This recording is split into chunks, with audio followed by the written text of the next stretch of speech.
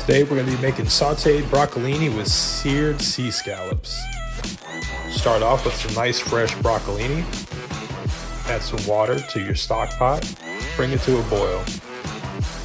Once your water comes to a boil, go ahead and add some kosher salt to the water to help flavor your broccolini when you blanch it. Once your water comes to a boil, add the broccolini and blanch it for about 45 to 60 seconds. You're not going to cook it all the way, you just want to get it in there and partially cook it and let it develop a nice color. Once you blanch broccolini, it turns a nice bright green. Go ahead and get 2 tablespoons of butter and 2 tablespoons of canola oil and get this saute pan nice and hot. Once the pan's hot, add the oil and the butter over high heat and remove this blanched broccolini from the pan. Once you pull the broccolini out, you're going to add the broccolini to the hot pan with the canola oil and the butter. Careful, there's going to be a little water left over from the blanching. Just be careful, it'll splatter with the hot oil. Get all your broccolini in there. And let that saute on high heat for about 1.5 to 2 minutes while adding a little bit of kosher salt. And just another tab of butter in there. You go ahead and saute that quickly. Then you have your sea scallops. We're going to get those ready. These are some nice U10 IQF sea scallops. Whenever you're cooking scallops, make sure to dry them off completely, because you're not going to get a nice brown on your scallops whenever you sear them if they're still wet. And especially if they've been frozen before, you got to make sure to remove all the moisture. Also, go through your scallops and check for abductor muscles. Abductor muscles are small muscles attached to the side of the scallop that can be chewy if you don't remove them. So I'll go through each one here and check to make sure the abductor's on there. And if it is, I'll just peel it off and set it to the side. Some people will save them and use them for later use, so I'm just going to go ahead and toss them here. Now your scallops are ready to go.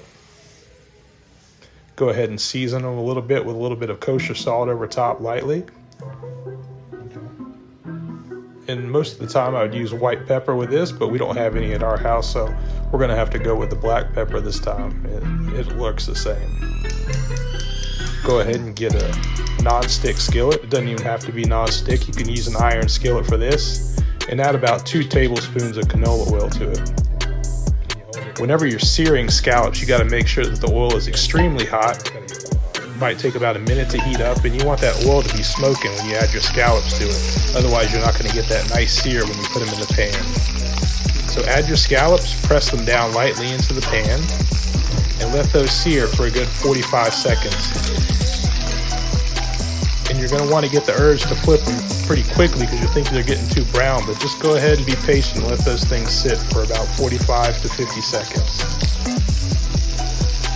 And once they've seared on one side, add a couple tablespoons of butter to the pan, and this is going to help flavor the scallops a little bit. And also, once the butter browns, it'll add a nice flavor to it.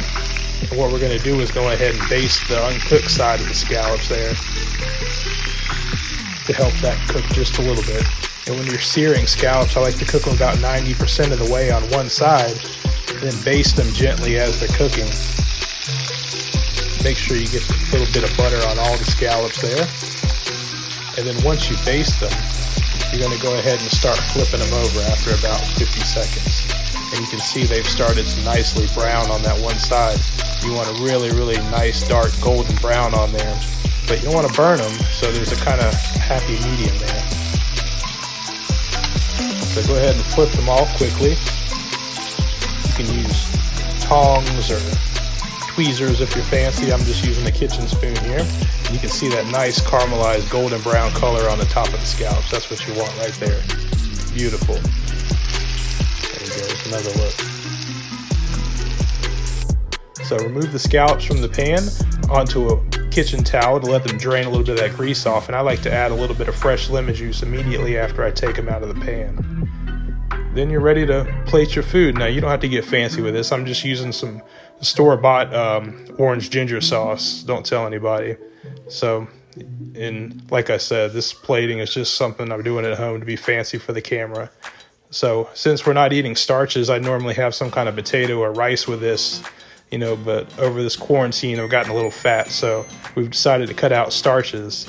So here we just have the sauteed broccolini and the seared scallops with a little bit of orange ginger sauce.